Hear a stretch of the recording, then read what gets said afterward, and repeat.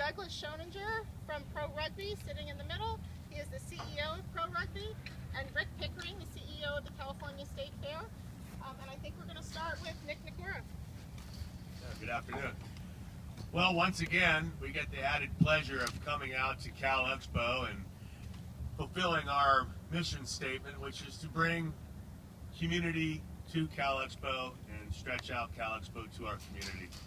We're very lucky to have the Republic soccer team, which was our first dream, and now being able to stretch out and to have our another major league team, Pro Rugby, be an anchor tenant of Cal Expo and Bonnie Field.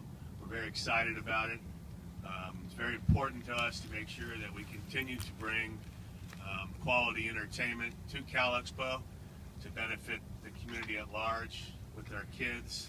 And I'm proud to be able to sit here on this wonderful turf. Doesn't the lawn look good? It's an amazing, beautiful day. And I welcome Douglas to our home and our family. Well, once again, welcome back to your California State Fair here at Cal Expo. Rick Pickering, CEO of our operations here. We are a state agency that receives no financial support from the state, the city, or the county, so we're challenged to go out and function like a private business within all the trappings that follow you as a state agency. However, our mission statement is to do that in such a way that we bring recognition to the people of California. So we serve as a showcase, as a platform for the talent, the achievements, and the interest of the people of California. Without a doubt, professional sports has been part of our history as well as part of our future. We are the oldest professional sports facility operating in the Sacramento region, and we conduct thoroughbred racing as well as harness racing on a year-round basis. Happy to be home to the new USL Pro Sac Republic team, who won the national championship their very first year in existence here at Bonnie Field, and now have the opportunity to bring another entirely new level of professional sports with the National Professional Rugby organizations coming here to Sacramento and continuing to build upon that concept of competition. We believe that competition showcases the best and the brightest. It brings out healthy living styles, healthy choices, and we look forward to this relationship with professional rugby and building on the success of the international rugby games that have been here over the last 2 years. We believe that was a major building block in bringing in USL Pro Rugby to Sacramento. Yes, absolutely. It's a funny story. When we pro-formed building out Pro Rugby, limited initially to just 16, just based on the availability of players and the level of quality players we think we can present our first year. So Sacramento wasn't on my personal radar until I came out to the Eagle Japanese game in July of last year. And when I came here, I said, we have to include Sacramento. This is clearly, and the reason you're first is because you clearly represent our values. What we're trying to do with rugby is we're trying to Americanize it for American audience. There's nothing more American than this place, particularly the day I saw it when the Ferris wheel was in the back, it was lit up, it was probably 7/8 full, everyone was having a great time, and it was really, really unique. Trust me, I've been to a lot of venues in a lot of places, and this is probably singularly the most special one I've been to. Not to badmouth the other ones, of course, but We think we're special. I know, but I don't know if they're going to think you're special. But no, and as I keep telling everyone, if I had 20 of these particular venues, it would make my life a lot easier.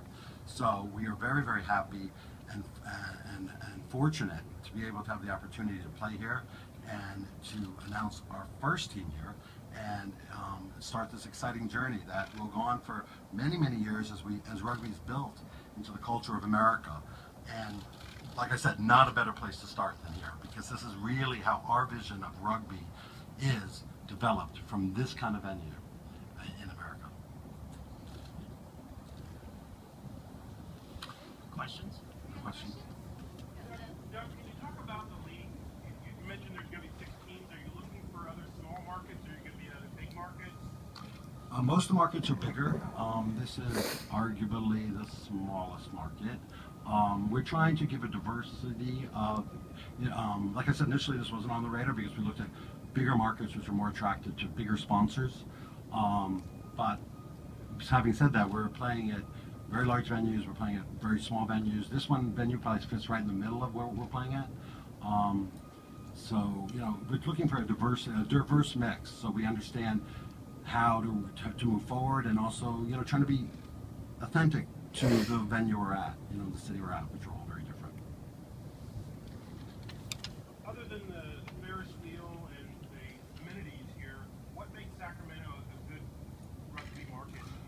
Well, I mean, I don't know if you're leading that question, but obviously the foundation of rugby here is very large, right? And there is a history of club rugby here. There's a history of, obviously, in Northern California of rugby, as well as there's a history in this particular venue of very successful rugby events. You know, it's funny, last year, when Japan played USA, just a couple of days before, they played in San Jose at a new venue, and a lot of people was concerned within USA Rugby that this event wouldn't do that well because everyone would prefer to go to the new, you know, see that new arena, see the new venue, and also it was the first game. And it did very, very well, and that speaks to the local. Most of those people, from what I understand, were local, and they came from the local, you know, area, which spoke very, very well to what we think will be a big support for us as well.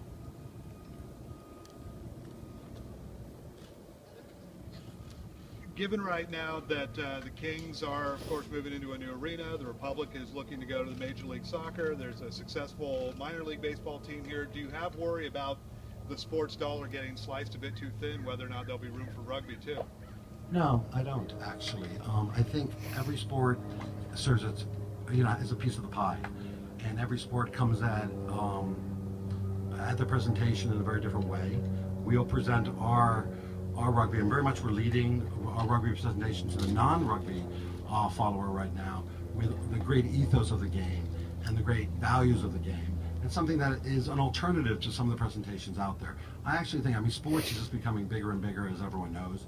A lot of the larger sports are being eroded slightly as sports tend to start to separate, whether it's rugby or ice climbing or bicycling. You're seeing a lot more viewership in the non-traditional sports. So we'll obviously benefit from that trend as well. Can you talk more about the challenge of growing a fan base? It's one thing to have a one-time event, it's another thing to have a consistent, steady attendance. How do you grow that audience? How do you develop that? Well, it's an interesting question. So obviously, you know, most of the rugby in America this far has been, other than a club level, has been event, right? It's very different activation to build a fan base on events than it is in the league. Arguably, it's harder to build a fan base for events, right? So you don't have any follow through. You don't have any of that ownership that we're going to give to the local teams. As an example, and I don't want to get into too many specifics because though they're all decided, we don't want to give people too much information at once because it's a little bit overwhelming to some of the people who've been thinking about professional rugby in America for 10 years plus, right? So a lot of people have a lot of notions of how it should go, and so it's a little bit of a learning curve for everyone, and that's how we're presenting it. But one of the examples is we're the first year, and we're going to announce probably sometime after the first year, a competition to both name and design the logo for each individual team. Each team will be, by the league, will be assigned a color. And that's the only thing we're going to do, other than also supervise the competition. And hopefully the local market will bring their ownership, bring their love for the game, and really in this inaugural year, which it very much is, we're going to ask those supporters who've been supporting rugby for so long to contribute to the branding of it. And that's part of the process. Very much this is a journey, right? If I wanted to put on the best rugby in the world, I could do that, right? It wouldn't be with American players mostly, but that's not our mandate. The mandate that I have with USA Rugby is that we could grow the game here domestically. Now, sure, there'll be some international players because we need to support the game initially, but the mandate is to grow it here. So in mind, the ownership of the local people will make or break these franchises without question. And I think when the rugby people will embrace it, I'm confident. And I think when the non-rugby world understands the game, they'll really embrace it. But you also have the advantage of this facility hosts more than 3 million customers every year. So we already are well known, we already have the infrastructure in place. We have a Facebook page that has 160,000 folks plus that like us. So the opportunity to create synergy from people that are already coming here, as simple as Raging Waters Water Park behind you, when they open and run May through September, you'll see young people and adults on top of these big water slides looking down into this facility and seeing information about rugby. You'll see information about rugby on our website, just as you can go to our website and find out information about Sacramento Public. So to already have that kind of built-in exposure to a new market, so to not have, yes, we need to get people excited about rugby. There are so many clubs in this area. When the international teams played here during the last fair, clubs from all over Northern California gathered to come and watch those two games, to see the Samoa play Fiji and the U.S. play Japan. But the enthusiasm of their fans were phenomenal. So the opportunity for all those local and regional clubs to come here, they know how to get here, they know how to park, they know what hotel they want to stay in, they know where they want to have a craft brew beer or a glass of wine or something else. So we bring an exposed market already in a very unique environment where when you go build a facility somewhere else, you don't always have that. In Sacramento, we have Mike Sophia's right behind you here with the Sacramento Sports Commission, and he has all sorts of data on the enthusiasm of top-level sports as well as youth sports that are coming here. So when you look at U.S. track and field, the U.S. senior golf tournament, some folks, I think the implication was the Sacramento already saturated. Absolutely not. The region continues to grow, and people coming to this region are moving out of the Bay Area, which already has how many professional level teams in a variety of sports. They're coming here looking for a lifestyle that includes pro sports.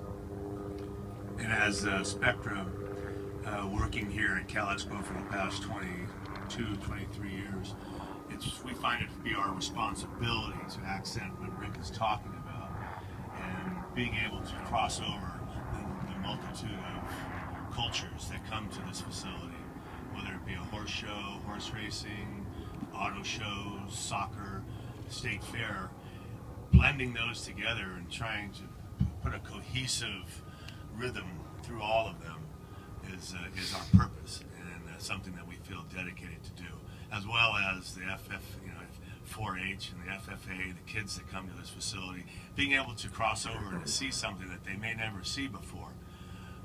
It's our job, it's our mission, and with that, with Douglas, being able to, when he says we're a smaller market, we are, but this is probably one of the largest smaller markets in the world, and we're proud to be part of this, and we're proud to bring to Sacramento what some people would think never could happen. There's been a couple of false starts with pro rugby in the last 20 years. What makes pro rugby different? Basically, the simple version is that the false starts were really not, they were not really false starts, they were non-starts. We're the only league so far that's been sanctioned by World Rugby, by USA Rugby. It's very much part of the world rugby world. Everyone from Australia, from New Zealand, from France, from England, they're all reaching out with, either help and assistance or with just ideas and just support. That's never happened before, not even once. Will there be a player draft? There will be a player draft. We're going to announce that, the whole scenario of that and how it will work sometime in January. Coaches will be all on board by the end of the year, and obviously the coaches will be a big they'll be the organizing group of the draft, but we are very much intending to engage the fans and our initial inaugural supporters in that draft. I know you don't want to talk about the business model too much, but I guess I'm wondering where you see this fitting into the spectrum of rugby, and how many of the American players playing overseas are likely to come back and want to play. It's a good question. I think there will be a number of them that will come back. I think a lot of people are there not only for the dollars, but just because of the opportunity to play professional rugby, and which didn't exist here. I think there's a couple that won't come back, but there's a lot of them will come back. A lot of them from this area, actually. So, and that would be great. For them to have experienced 1 or 2 or 3 or 4 years overseas and then come back and teach our domestic players some of that stuff is just a great opportunity to grow the game here. Is the style of the game going to will be played according to the regular law book of the amateur game, or will it be professionalized in a way to make rugby more entertaining or flashy? Well, I mean, the rules of rugby are the rules of rugby, and we are a professional league, and we will play under the same rules and regs that every professional league plays worldwide. However, on that note, we are an American league, and we're going to present it in a slightly different way, hopefully a more American way, without being too specific. And a lot of it will be trial and error. Some things we do will work, some things we do probably won't work. And the idea is to try and continue the things that work and to change the things that don't work, obviously, but to change that presentation. I mean, I like to think of a little bit the way the ABA and the NBA had that synergy. You know, they weren't friends, but they benefited from each other's presence. And a lot of the greatest parts of the NBA dialogue now were founded in the ABA. So, you know, we're very much that. We have the opportunity of a clean slate in America for most of Americans, so we can present this game slightly differently. And I think, you know, once again, this is a sport. It's not an entertainment, but it's hopefully a sport that's entertaining, and not an entertainment company that happens to be in sports. Any other questions? Can we just get their names? I don't know Sure. if you actually can state their names and From left spelling. to right. Okay, go ahead. Nick Nakora with Spectra. It's Doug Schoninger. That's spelled SCHONINGER. Pro Rugby. Rick Pickering, CEO of the California Exhibition and State Fair, state agency. Thanks. Well, thank you all for coming out. They will be available for one-on-one interviews, so feel free